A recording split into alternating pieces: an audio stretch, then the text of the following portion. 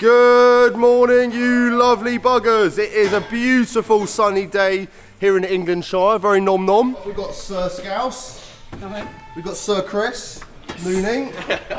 We've got Sir Terry. Hi Toby! Hi! We've got Sir Michelle. Morning, sir. Hi. First things first, Terry and Michelle are just removing the boxer engine from this GT86.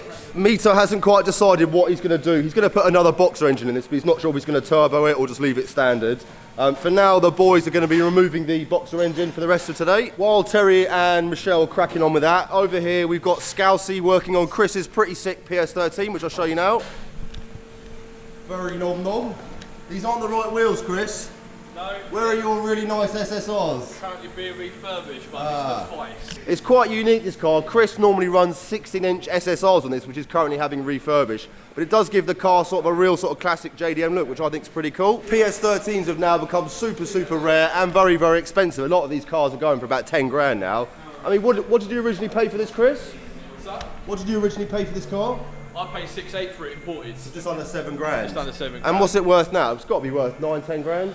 It's got to be. Easily 9, Easy. 10 grand. Yeah. Did these originally come with high caps? Yeah, it's a super high cast model as well. It's like a really rare example. Yeah, it's one of the last of them. It's got the super high cast, but it's been locked out. You've deleted it? Yeah, on the Skylines. I never really realised that. This is a sort of late edition PS13 that came with high cast, so it had rear wheel steering like the Skylines. Tell us why Chris's car is in here, man. Basically, the exhaust downpipe is sitting too low, so it's scraping everywhere, causing damage to it. So yeah, we're basically cutting the section out, raising the exhaust up, so it won't do it anymore. Is that what these gnarly scrapes are?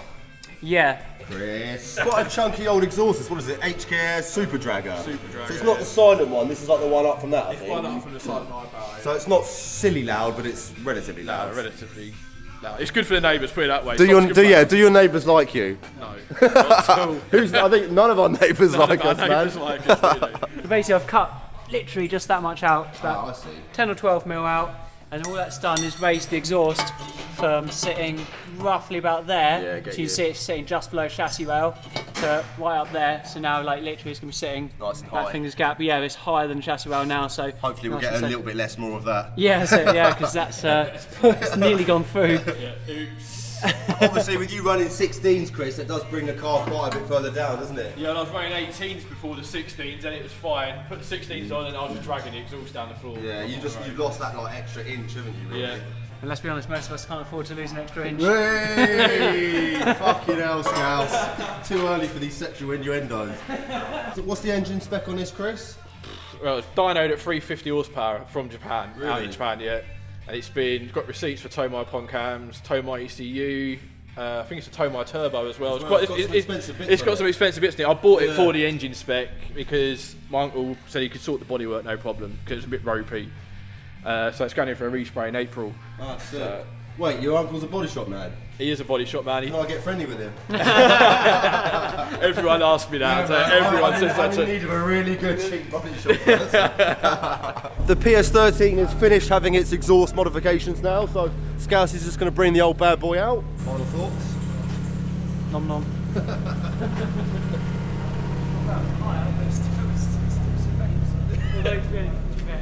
Well, inside the old den of a PS13. Very sexual. Do like this. Must admit the PS13 is one of my favourite Silvia shapes. I probably prefer the 15 the most, and then yeah, PS13 comes a close second. But really cool shape that. S14 in the house. My man's just brought down his pretty sick S14A. What are we doing to it, Scouse? It's in for undersealing. It's having some braided brake lines fitted, strong flex, Whee. subframe bushes, diff bushes, and we're just going to hardwire the fuel pump for him. And with the undersealing, it's quite a big job. So just explain why we need to underseal this bad boy. I mean, being a UK spec car, yeah, they are, you know, Prone to a bit of rust. yeah, likely to get a bit of corrosion. So it's a case of protecting it, so you get off all the dirt and clean off all the parts from underneath. Do any treatment on any rust that's, you know, just light surface rust, clean the back, treat it, and then yeah, completely underseal it so it keeps it protected. And it's quite a big job, isn't it? Because you've literally got to take off everything underneath the car, so the rear axle, all the front suspension assembly. Yeah, fuel tank, everything comes out. Yeah, it takes a good, you know, most of the day to strip it all down, and get it all prepared, and then yeah, the undersealing itself takes a few hours to do. So it is a little bit wet today, but Scouse is just going to jack the car up and give it a really good jet wash underneath, up in all the arches, just to try and get rid of most of the crap. Come on, muscles.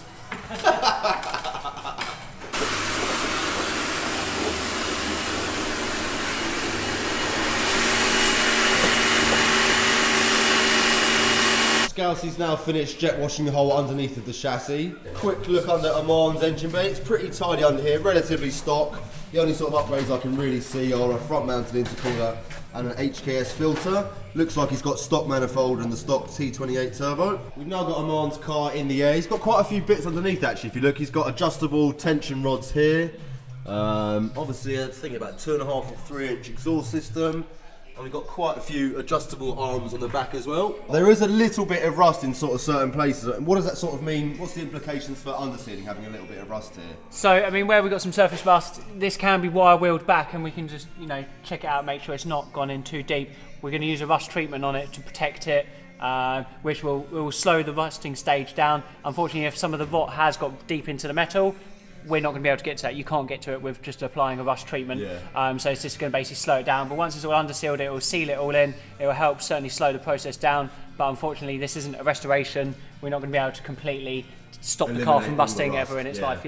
If this had been done a year ago, it would have been in a lot better condition. It's surprising how quickly this stuff grows. So if it was done a year ago, it would have been in a lot better condition, and it would only been very, very mild surface rust. Literally a quick wire wheel and a bit of treatment, and it would have been a lot better. Whereas now, unfortunately, there are some bits where it has started to really pit into the metal and start to get the rot in there. But we'll be able to slow it down and treat it, and make it a lot better. Yeah, it'll keep it going for longer than what it would if you were to completely leave it. These cars are going up in value. It's worth protecting the investment, really. Do you find in general the condition of the UK ones is a lot worse than the Japanese ones? Oh, definitely. Some of the Japanese cars that come over, despite the fact they're 15, 18 years old, they look new underneath. They're in such good condition, which is crazy.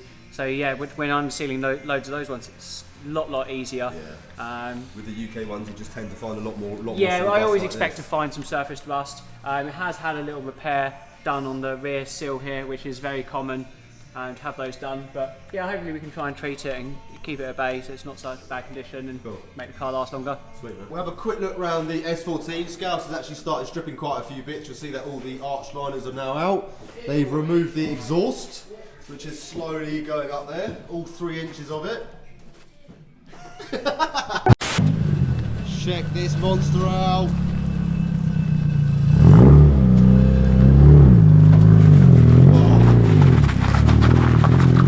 Nugget? The only thing JDM I've got is a fucking catch.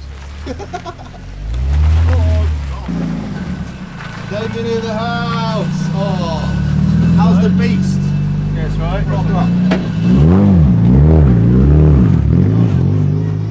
Oh, I absolutely love this car. We did actually start doing a review on this car last year, but you had a problem with the gearbox mid-review, so we never actually got to finish it.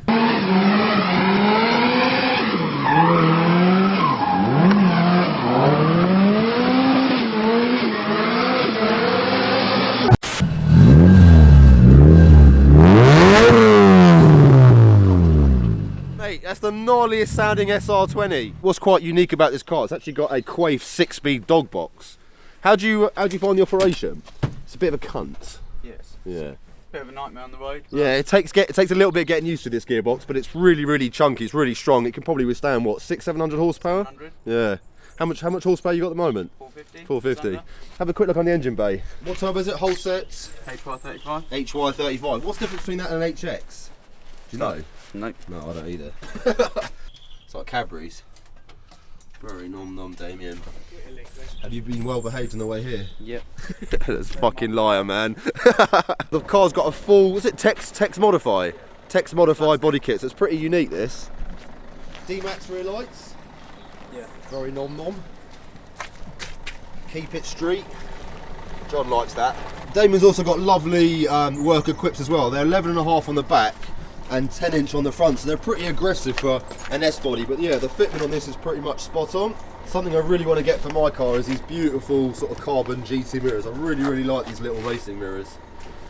Inside he's got a nice little Recaro seat, fire extinguisher for when I drive it, hydro, everything you need. Up front, Dave's also got a lovely set of K-Sport big brakes. I think they're an 8-pot, so they're a pretty chunky caliper. Next up, Scousey and I are actually going to go and work on my missus's dad's S14, which used to be Scousey's S14. Yep. Now it's Matt's. We'll go and show you. And here we have the beast. So yeah, this is Mr. Taylor's own car.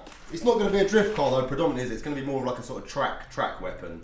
Yeah, I think so. I think he will do a bit of drifting in it, but it's not going to be an all-out drift car or all-out track car. Maybe a bit of everything, really. Bit of both. But hopefully still keep it road legal and be able to use on the road and have fun in it that way as well. Just run me through what we're doing to Matty's car today. So a couple of things. So firstly, the brake servo, the master cylinder need tightening up. That's all a bit loose at the moment.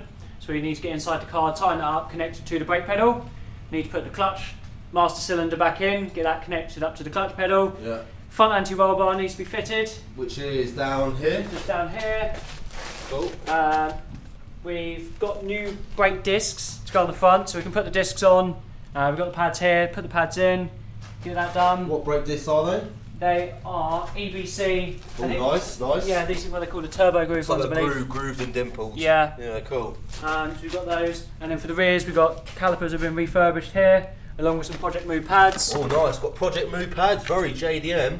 So get those thrown in, so it means all the brakes will be sorted and working again. And then he's got some boot hinges. Oh yeah. All Okay. freshly painted by the looks of it. Yeah, and Very then some nom-nom. bonnet hinges. Put those on and put the bonnet back on. If we've still got time, get the wings fitted up. Try and get it all lined up so it starts to look a bit like a car again. Like a car, yeah, fair play. What we've actually done is we've brought the S14 in from the turkey shed onto the ramp just to make it a little bit easier to work on her. Mr. Terence and Mr. Michael are just fitting up the front anti-roll bar. They've got new D-bushes and new drop links as well. Next up, Terry's just going to be fitting the rear braided brake line. And then we've got these very nom-nom Project Move NS400 rear pads. If we look up there, Terry's just tightening up the braided brake line into the back of the caliper. Sweet. Right, that's one braided brake line done. I've just got to get the little clip to make it sit in there nice and snug.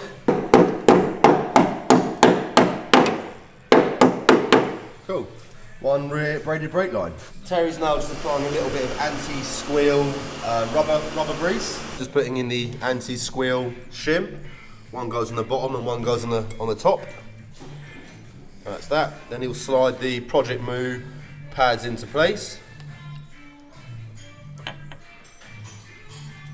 we go, there's one. Here comes the second. Once the pad securing pin is in place, you'll notice there's a little hole on the end of the pin. Once that comes through, you put this little circlip through and the pad will be nice and secure. Right, there goes the other anti-squeal shim. Good to have the little hole in the pin, point it outwards. It makes it a lot easier to get the access. Yeah.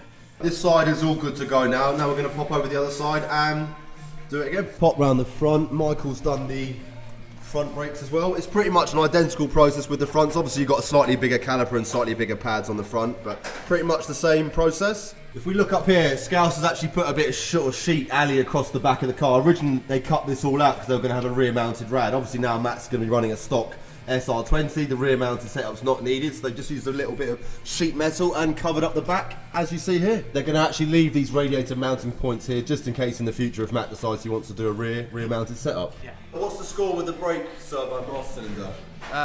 That's only mocked in at the minute, it needs to be tightened up, and then we need to put the clutch master cylinder in as well. Cool. We'll be doing that today as well. Almost getting it ready for an engine to go back in it. Sweet. The car is now back on the floor. Terry's at the back doing the boot hinges. Yep. Scouse was originally going to run a lift-off boot for the rear radiator. We're reinstating the boot lid. If anyone's ever fitted the torsion springs, you know what fun we've just had. Bit of a mission. It was me and Scouse to do that one. Terry has fitted said bonnet. We've got these nice little bonnet pins in down here, showing the top bits. They're quite nice actually, they're a little bit different to like aero catches, aren't they? Yeah. The bonnet is pretty much, well, near enough aligned. Now we're going to start fitting up the front wings.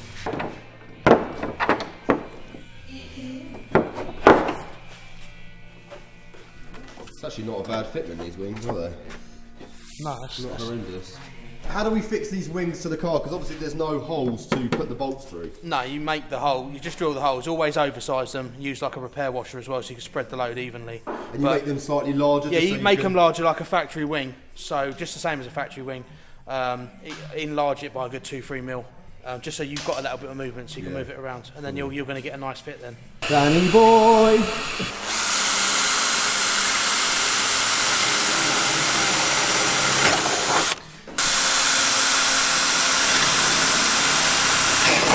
Right, so if we look down here, you can see we've now got access to the hole in the frame. Same thing with there, and same thing with there. Now we're going to chuck some bolts in, loosely do them up, and then we can obviously check the bottom mounting points just to make sure they all line up correctly. You look so cute! Look at you, welcome to my channel. Beautiful. Look at the coat on that. One wing is on, we haven't adjusted it yet, but it's actually on the car, looking good.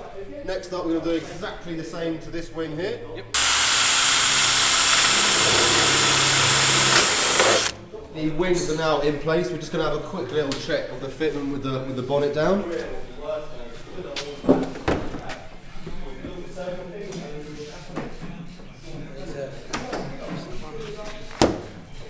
it needs to come out a little bit. Yeah, it's just touching it a little bit, isn't it there? Pretty good though on the whole, man. You just get all these wings have got to come out a tiny bit, haven't they?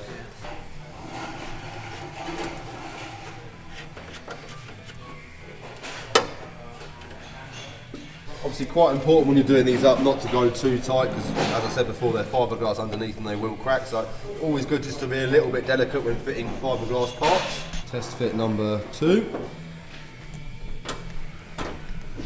That's better, huh? We've got the car in the air now. We're just going to modify this sort of lower wing mount. What issues were you having, Terry? Typical on the S bodies, the lower wing, all the water sits in it and they rust. And it's like when the wings were taken off originally, it left the bolts behind. I've tried to get them out, I can't get them out, so I'm literally having to grind the heads off now, and I'll drill through and I'll re-tap it all so I can put some proper fixings in. I've seen people put self-tappers in through it, or you just don't want to do that. No, just do it properly. Do it right, do it once. Yeah. The boys are just aligning a 911 Carrera S that's come in just to get the front wheels aligned. So we've pushed the S14 out for now. You can see her here in all her glory. It's getting a little bit dark, so you can't really see much, but it's definitely starting to look a lot more like a car. I'm actually off to a funeral tomorrow, so I'm not going to be in, but we'll be cracking on, or we'll be catching up with the S14 build when I get in on Friday. I hope you guys enjoyed this video. Make sure to check out my Patreon out down here, give the video a like, put any comments down below, I'll do my best to get back to you, and we will all see you soon.